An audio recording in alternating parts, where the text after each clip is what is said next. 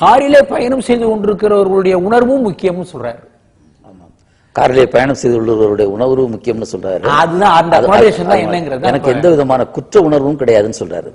2000 பேர் கொல்லப்பட்டதுல, 2000 பேர் அகதிகளாக்கப்பட்டதுல, 500 பெண்கள் அழிக்கப்பட்டதுல எனக்கு எந்த குற்ற உணர்வும் இல்லை. நாங்கள் செய்ததெல்லாம் சரி அப்படின்னு சொல்றாரு.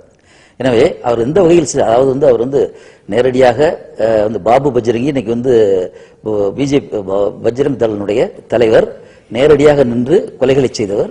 அவர் ஆஷிஷ் கேத்தன் முன்னால் அவர் சொன்ன சொற்கள் பதிவாகி இருக்கிறது. இன்னைக்கு ஆயுள் தண்டனை பெற்று இந்த குற்றத்திற்காக சிறையில் இருக்கிறார்.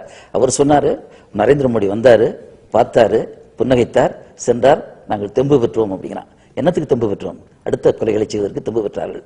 அதே போல ரிச்சர்ட்னு சொல்லி ஒரு பழங்குடியின மனிதன், அவனும் அதே போல இவர்களால் தூண்டப்பட்டு போய் கொலைகளை செய்த நபர். அந்த நபரும் என்ன சொல்றான்னு பாத்தீங்கன்னா, நரேந்திர மோடி வந்தார், அவர் ஒரு பெரிய தலைவர், வாய் திறந்த வார்த்தைகளை சொல்லுவாரா, அவர் எங்களை ஆசீர்வதித்து விட்டு நீங்கள் சிறப்பாக இருப்பீர்கள் என்று சொல்லிவிட்டு சென்றார் என்று சொன்னார்.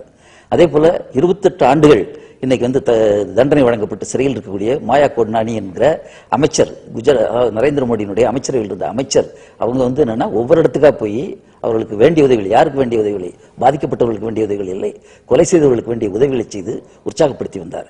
இதெல்லாம் வரலாற்றில் இடம்பெற்ற சம்பவங்கள். இன்னைக்கு 28 ஆண்டுகள் தண்டனை பெற்று சிறையில் இருக்கார். அப்படிப்பட்ட ஒரு நிலையில் நரேந்திர மோடியை பொறுத்த மட்டும் அவர் நாயின்னு சொன்னது மதிப்புக்குரிய இளங்கோவன் அவர்கள் சொன்னது மாதிரி, தமிழ்நாட்டில் அல்லது இந்தியாவில் நாய் அப்படிங்கிற வார்த்தையை பொதுவாக திட்டுவதற்குத்தான் சொல்வது வழக்கமே ஒழிய அதை நீங்க சாதாரணமாக வேறு வகையில் அர்த்தப்படுத்திக் கொள்ளவே முடியாது. அவரை பொறுத்த மட்டில் கொல்லப்பட்ட முஸ்லிம்கள் நாய்கள் தான். இது மிகவும் கண்டிக்கப்பட வேண்டிய விஷயம். ஒரு முதலமைச்சர் இப்படி சொல்லியிருக்காருங்கிறது மிகவும் வருந்தத்தக்க வெட்கக்கேடான விஷயம்.